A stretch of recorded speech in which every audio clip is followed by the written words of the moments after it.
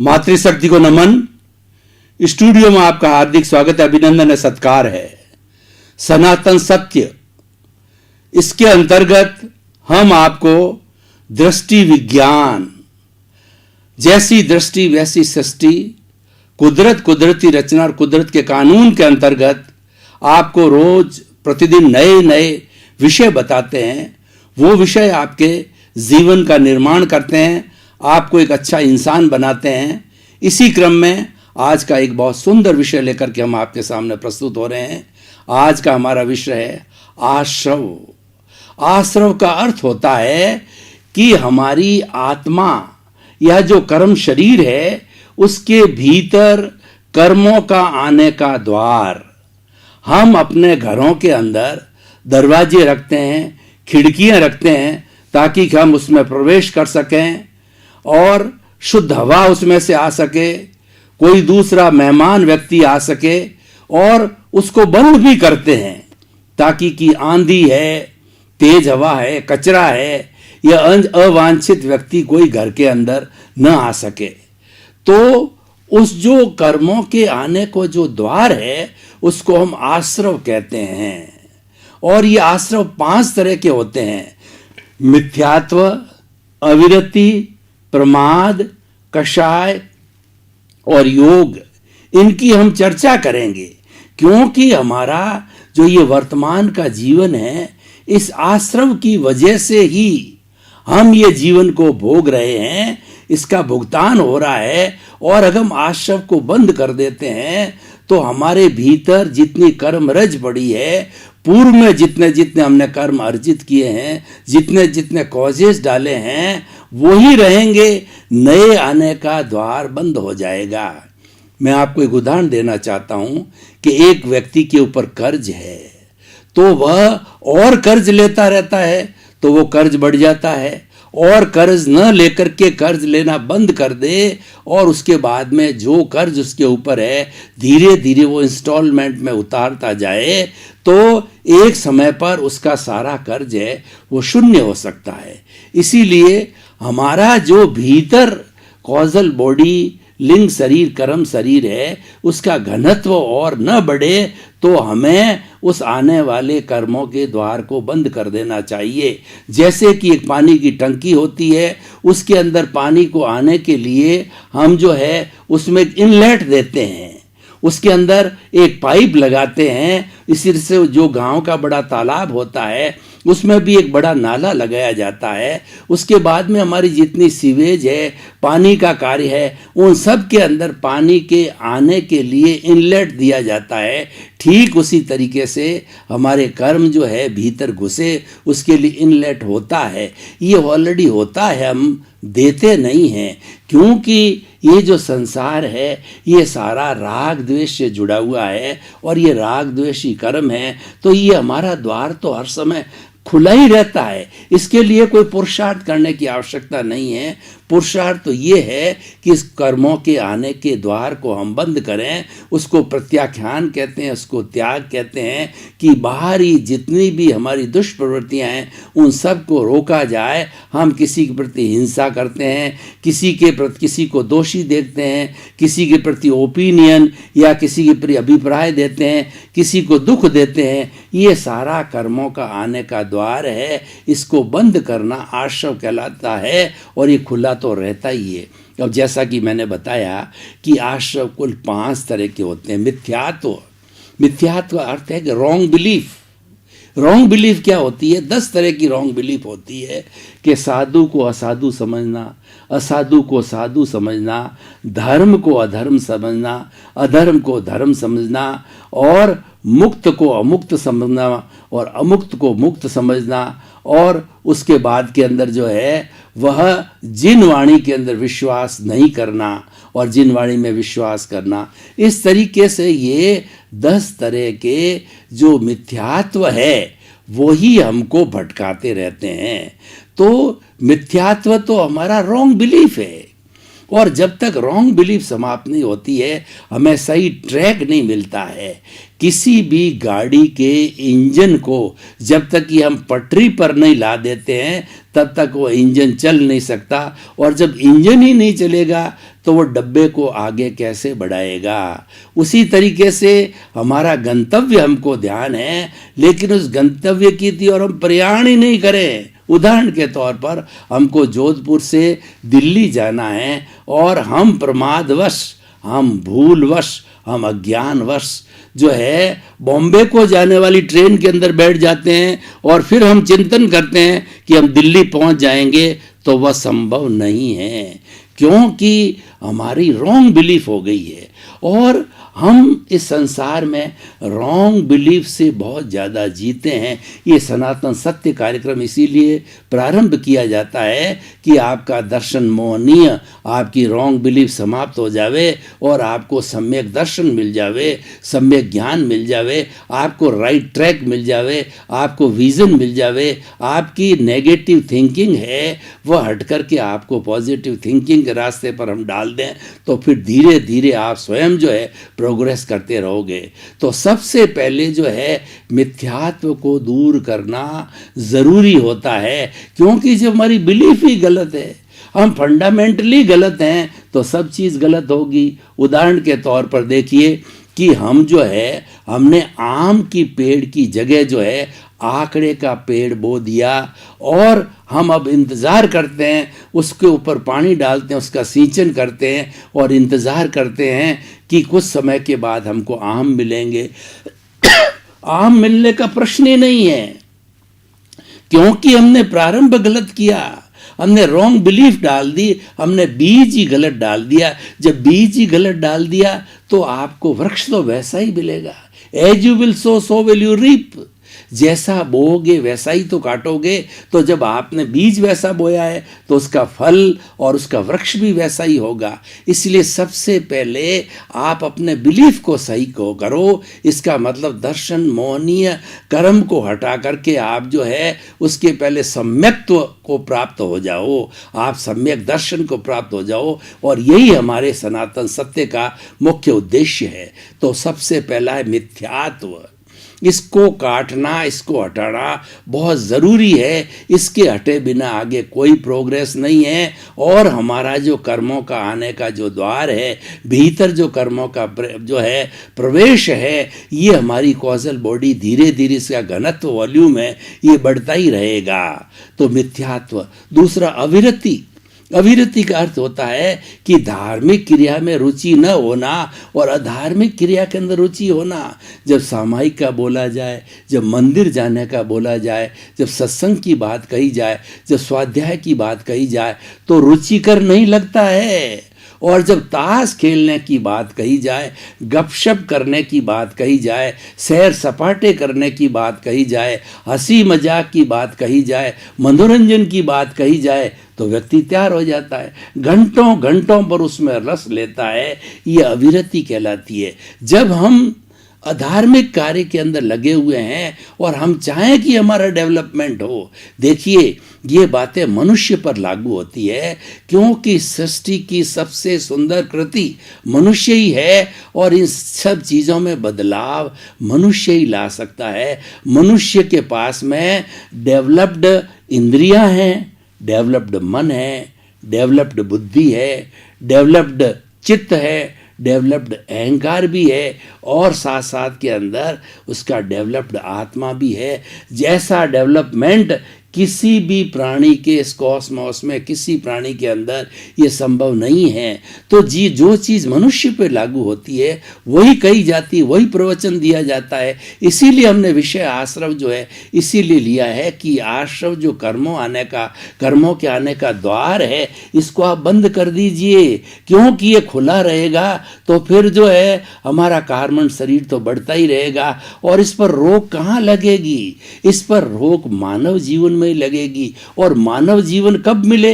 कोई पता नहीं है। मानव जीवन का मिलना बहुत बहुत ज़्यादा दुर्लभ है। बहुत से ज़्यादा जो हम ईश्वर प्राणिधान करते हैं, भक्ति के कार्य करते हैं, सुकृत्य के कार्य करते हैं, सरलता के कार्य करते हैं, किसी के साथ धोखाधड़ी नहीं करते हैं, उस स्थिति के अंदर ये मानव जीवन जो हमने पाया वो मिलता है। मानव जीवन एक पारसमणि है, मानव जीवन चिंतामणि रत्न है, और मानव जीवन नंदनवन है, ये कामधेनु है, ये सर्वश्रेष्ठ जीवन है। इसीलिए सारी बातें कही जाती है। और मनुष्य अगर धार ले, मनुष्य अगर संकल्प कर ले, तो इन सब बातों का वह जो है पालन करके खुलासा कर सकता है और सम्यक दृष्टि बन सकता है।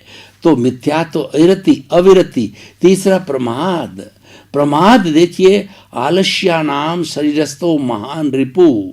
ये जो आलस्य है, ये शरीर का सबसे बड़ा दुश्मन है, क्योंकि आलस्य करके, नींद में रह करके और सोए हुए रह करके और बिना एकाग्रता के हम सारा जब समय जो है नष्ट कर देते हैं, तो हमारा जीवन तो बहुत क्षण भंगुर है, बहुत ये सीमित समय है। और इस सीमित समय में भी अपने टाइम मैनेजमेंट नहीं किया, और हमने जितनी जितनी धार्मिक क्रियाएं हैं, यानी हमारा सेल्फ रियलाइजेशन करने के लिए इसके जितने जितने आवश्यक अंग है, उन अंगों का उपयोग नहीं किया, तो सेल्फ रियलाइजेशन नहीं होगा। तो सेल्फ रियलाइजेशन नहीं होगा तो हम किस तरीके से ब्लिस को प्राप्त कर सकते हैं, सनातन सुख को प्राप्त कर सकते हैं, और हम सिद्ध बुद्ध मुक्त बन सकते हैं, हम अपने गंतव्य तक पहुंच सकते हैं। तो गंतव्य तक पहुंचने के लिए हमें कुछ नियम बनाने पड़ेंगे, आचार संहिता बनानी पड़ेगी। और ये 5 तरह के आश्रम जो है,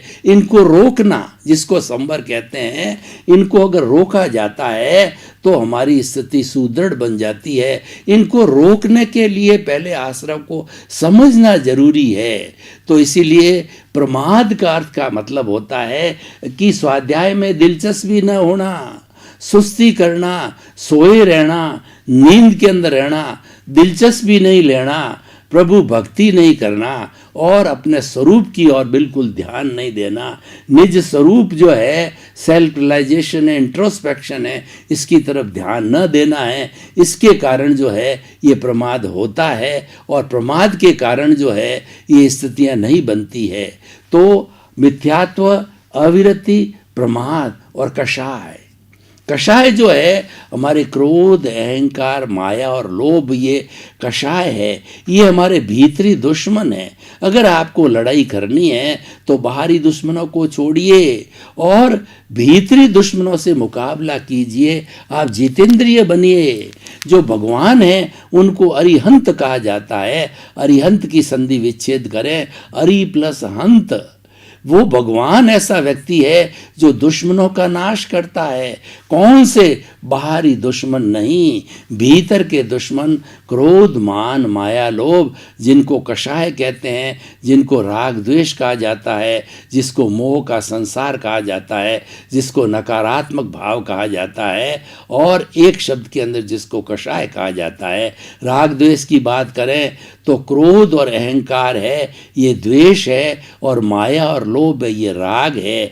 तो इस कषाय को, इस राग द्वेष को छोड़ा जाना चाहिए। जितना जितना राग द्वेष की कमी आएगी उतना उतना हमारा संभाव बढ़ेगा, और संभाव हमें मुक्ति की ओर ले जाएगा, गंतव्य की ओर ले जाएगा, वह हमें सनातन सुख की ओर ले जाएगा। और इसको कम करना ही वास्तव में ये हमारा जितना कषाय है, यही अज्ञान है। ये अज्ञान की वेल्डिंग हमारी आत्मा के साथ में कॉजल बॉडी के रूप में पड़ी है। इस अज्ञान की वेल्डिंग को तोड़ना है, ये सबसे बड़ा ज्ञान है। और जब ये अज्ञान की वेल्डिंग टूट जाती है तो टूट जाने के बाद में ज्ञान प्रकट हो जाता है। यानी आत्मा तो अपने आप मोक्ष स्वरूप ही है, वो तो अपने आप आज़ाद है, वो तो मूल स्वरूप के अंदर बिल्कुल विशुद्ध आत्मा है।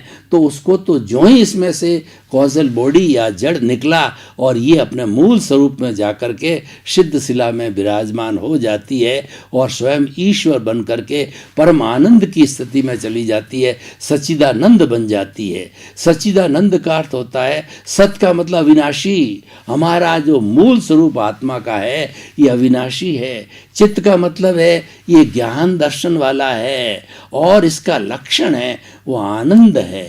हमको जब कभी भी क्षणिक आनंद की अनुभूति होती है तो हम प्रसन्नता से सराबोर हो जाते हैं, क्योंकि हमारा गुण है, वो हमारा लक्षण है। इसीलिए कहा गया है कि सबसे बड़ा सुख है वो मेंटल पीस है। अगर व्यक्ति के मेंटल पीस रहती है तो चाहे वो गरीब हो तो भी बहुत बड़ा अमीर है, और एक अमीर है जो कि मेंटल स्ट्रेस और स्ट्रेन के अंदर रहता है, टेंशन में रहता है, तो उसका धन दौलत उसके क्या काम का, क्योंकि हमारा लक्षण तो जो है वो है प्रसन्नता है, वो आनंद है। तो इसीलिए मिथ्यात्व अविरति प्रमाद कषाय, इस कषाय को जो है धीरे धीरे कम करता रहना चाहिए। और कषाय कम कब होता है कि जब हम समभाव की स्थिति में रहते हैं। इसका अर्थ होता है लाभ हो या हानि हो, तिरस्कार हो या फिर जो है वह हमारा सम्मान हो, और उसके साथ साथ में हमको सुख मिले या दुख मिले, हमें कैसे भी विरोधाभास की स्थिति आवे, उसके अंदर हम उसको एक समान बने, उसको माने। और एक समान मानना का अर्थ होता है संभाव की स्थिति में आना, और संभाव की स्थिति में आने वाला स्थित प्रज्ञ कहलाता है, और वो प्रज्ञा चक्षु कहलाता है, क्योंकि उसके दोनों विरोधी चीज़ों के अंदर, सुख और दुख के अंदर, और जो है लाभ और हानि में, तिरस्कार में और सम्मान के अंदर उसको कोई भेद महसूस नहीं होता है। ये एक बहुत बड़ी अभ्यास की बात है, बहुत बड़ी ट्रेनिंग की बात है। और संभाव को प्राप्त करने के लिए दूसरा एक प्रयोग भी है कि हमारा जो ये श्वास है ये हर क्षण आता है जाता रहता है। मनुष्य का सबसे बड़ा जो साथी है, मित्र है, वो सांस। इसीलिए कहा गया है कि जब तक सांसा तब तक आशा, जब तक हमारा सांस चलता रहता है तो हम जिंदे रहते हैं, और जब श्वास का चलना बंद हो जाता है तो डॉक्टर कहता है कि नाउ ही इज डेड, हम मुर्दे बन जाते हैं। इसीलिए श्वास का नियंत्रण करना, श्वास का संयम करना, श्वास को जो है वो अपने अंकुश के अंदर रखना जो है, यह भी एक संभाव प्राप्त करने में या राग द्वेष को कम करने में बड़ा अमोघ मंत्र है। ये कैसे किया जा सकता है कि देखिए, नॉर्मल व्यक्ति जो टेंशन फ्री होता है, विदाउट स्ट्रेस और स्ट्रेन की स्थिति के अंदर, वह 1 मिनट के अंदर 16 सांस लेता है। एक सांस लिया और एक सांस निकाला, ये एक स्ट्रोक कहलाता है। ऐसे 16 स्ट्रोक लेता है, और 16 स्ट्रोक के समय जो है वह मौज में रहता है, मस्ती में रहता है। अब व्यक्ति थोड़ा अगर साधक बनना चाहता है, संभाव की प्राप्ति करना चाहता है, तो अपने सांस को थोड़ा अभ्यास के द्वारा लंबा करे, 10%, 20%। तो श्वास जो हम लेते हैं तो हमारे फेफड़े फूलने चाहिए और पेट फूलना चाहिए, और सांस जब हम निकालते हैं तो पेट सिकुड़ना चाहिए। इस बात का ये जो है वो संकेत है एक्सेल और इनहेल का।